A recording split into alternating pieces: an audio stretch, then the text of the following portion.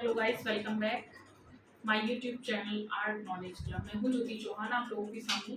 देखिए, आज हम पढ़ने जा रहे हैं पहाड़ी शैली के बारे में। तो पहाड़ी शैली, क्योंकि इसका आपको क्वेश्चन भी मैं कराने वाली हूँ, तो क्वेश्चन कराने से पहले मैंने आपको बताया भी था कि मैं इसके टॉपिक के बारे में आप लोगों को थोड़ा सा मैं बताऊंगी, उसके बाद हम इसके क्वेश्चंस करेंगे।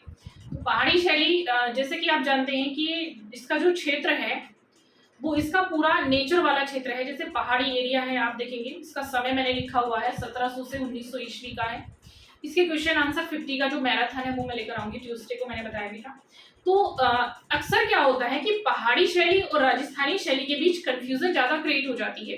दोनों का सब्जेक्ट सेम है, जो विषय अगर आप देखें तो दोनों का विषय सेम है, राधा कृष्णा पर आधारित चित्र बने हुए हैं। तो सबसे पहले आज हम उसी को क्लियर करेंगे कि आखिर पहाड़ी शैली में ऐसा क्या है कि दोनों मिक्स हो जाती है। कई लोगों का सवाल होता है कि मैम दोनों हम जो है वो मिक्स कर देते हैं, हमें पता ही नहीं चलता किसमें कृष्ण से संबंधित चित्र अधिक बने हैं, किसमें राग रागनियों के चित्र बने हैं, और कौन सी शैली किसमें मिक्स हो जाती है पता नहीं चलता, जो चित्र भी मिक्स हो जाते हैं कई बार। तो वही आज हम क्लियर करेंगे, वही डिस्कशन करेंगे इसके साथ। देखिएगा, पहाड़ी लघु चित्र शैली का सबसे पहले आप समय नोट कर लेंगे 1700 से 1900, और इसके नोट्स आप लोग बना लेंगे जो मैं आप लोगों को करवा रही हूँ, क्योंकि उसी से रिलेटेड क्वेश्चन आते हैं और जब मैं क्वेश्चन बीच में पूछती हूँ तो फिर कहीं थोड़ी बहुत प्रॉब्लम हो जाती है, ताकि वो प्रॉब्लम आप लोगों को फेस नहीं करनी पड़े। क्योंकि अभी मैं 50 कराऊंगी, नेक्स्ट 50 जब मैं कराऊंगी तो उससे पहले फिर मैं कुछ डिटेल लेकर आऊंगी शैलियों की। तो अभी जब तक 50 चल रहे हैं, 50 के लिए जो चीज आपकी टारगेट में है, जो मेन फोकस करनी है, उसको हम देख लेते हैं पहले। तो देखिए, इसको शुरू करते हैं। देखिए, जैसे पहाड़ी शैली को अगर हम कहें कि कहा जाता है, राजपूत शैली के नाम से जाना जाता है। पहाड़ी लघु चित्र शैली के चित्रों को मूल रूप से राजपूत चित्र शैली के नाम से जाना जाता है। सर्वप्रथम इन चित्रों की खोज मेटकोफ महोदय ने कांगड़ा में की थी। कांगड़ा के चित्रों को सबसे पहले सामने लाया गया था।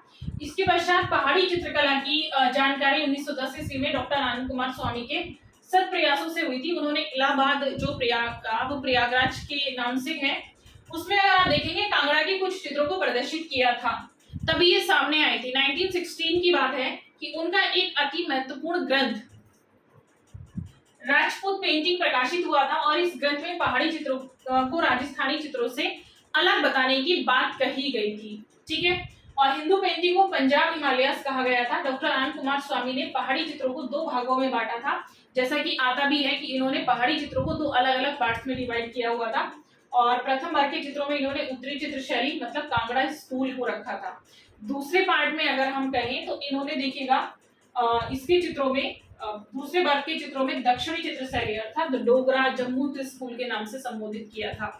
जैसे कि इसकी शैलियों के बारे में अगर हम बात करेंगे अभी आगे, तो बसोली स्कूल के चित्रों को भी इन्होंने शामिल किया था। 1926 ईस्वी की अगर बात करें, ओसी गांगुली की पुस्तक थी मास्टरपीस ऑफ राजपूत पेंटिंग के नाम से ये प्रकाशित हुई थी। और इसी वर्ष एनसी मेहता की पुस्तक थी स्टडीज इन इंडियन पेंटिंग प्रकाशित हुई थी 1930 में। जेसी फ्रेंच की जो पुस्तक है अगर आप देखेंगे पंजाब की, देखिए इन्होंने पंजाब की पहाड़ियों का भ्रमण किया था और अपनी पुस्तक हिमालयन आर्ट की भी प्रकाशित की थी इसमें 1931 में, तब इन्होंने ब्यौरा दिया था। अब मैं सीधे सीधे बात कर लेती हूँ कि दोनों शैलियों में डिफरेंसेस हम लोग कैसे निकालेंगे। तो दोनों शैलियों का डिफरेंसेस निकालना है, मैं आप लोगों को यही पीडीएफ के माध्यम से थोड़ा सा समझा देती हूँ। मतलब राजस्थानी शैली की जो उत्पत्ति हुई है वो अपभ्रंश शैली से हुई है, और अपभ्रंश शैली का जो रूप रहा है शुरू से ही वो अपरिष्कृत रहा है, क्योंकि उसका नाम भी अपभ्रंश इसी उस पर आधार पर दिया गया है, क्योंकि उसमें इतने भाव नहीं थे। क्योंकि आप देखेंगे उसमें जो चेहरे की बनावट की गई है कि अगर एक चश्म चेहरे बनाए गए हैं तो दूसरी आंख को भी उसमें दिखाया गया है। ठीक है, वैसे ही अगर हम बात करें, क्योंकि राजस्थानी शैली प्रभावित रही है अपभ्रंश शैली से, और उस पर विदेशी प्रभाव भी नहीं था। दूसरी चीज अगर हम वहीं से बात करते हैं पहाड़ी शैली की, तो पहाड़ी शैली में परिष्कृत रूप दिखाया गया है, एक आकृति का भी एक दृश्य का भी, तो वो ज्यादा परिष्कृत रूप में है। दूसरी चीज रंगों की अगर हम बात करते हैं, रेखाओं की बात करते हैं, तो रेखाओं में अगर आप देखेंगे राजस्थानी शैली की रेखाएं कठोर रही हैं, पहाड़ी शैली की रेखाएं ज्यादा सॉफ्ट रही है।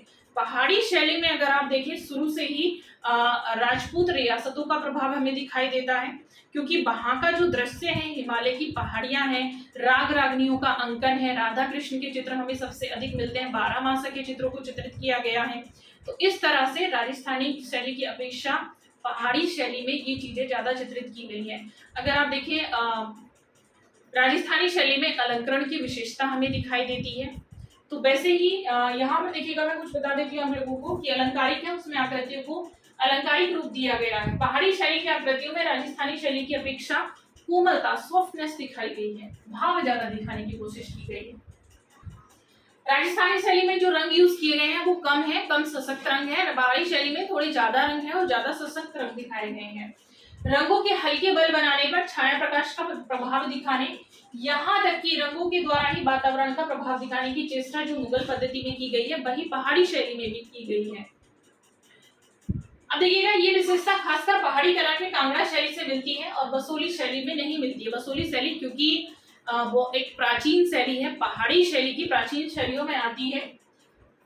तो रेखाओं की हमने बात करता है, मतलब बसोली शैली क्योंकि प्राचीन शैली है। एक चीज और अगर हम देखें तो कुल मिलाकर अगर आप देखें, पहाड़ी शैली में जो दृश्य चित्रित किए गए हैं वो हिमालय के दृश्य को चित्रित करने की कोशिश की गई है, वहां के सुंदर वातावरण को चित्रित करने की कोशिश की गई है। क्योंकि ये चीज राजस्थानी शैली में नहीं थी तो उन्होंने चित्रित भी नहीं किया। वहां पर आप देखेंगे कि ऊंट जैसे ऊंट की कहानी को आप देखेंगे वहां चित्रित किया गया है, जबकि यहाँ देखेंगे राग रागनियों का अंकन सर्वाधिक हुआ है। तो पहाड़ी शैली में आप देख सकते हैं, मैं लिख देती हूँ, राग रागनी 12 मास, राग रागनी संगीत से संबंधित चित्र थे। 12 मासा ऋतुओं से संबंधित, मतलब 12 महीनों का वर्णन किया गया है, 12 मंथ। ठीक इस तरह से इनका चित्रण किया गया है। पहाड़ी शैली में सर्वाधिक हमें मिलता है। राधा कृष्ण तो विषय दोनों का था ही। तो ये तो हो गया आपका एक पहाड़ी शैली को लेकर जो कॉन्सेप्ट था, वो आई थिंक आप लोगों का दोनों में जो कंफ्यूजन होती थी वो अब कंफ्यूजन आपको नहीं होगी।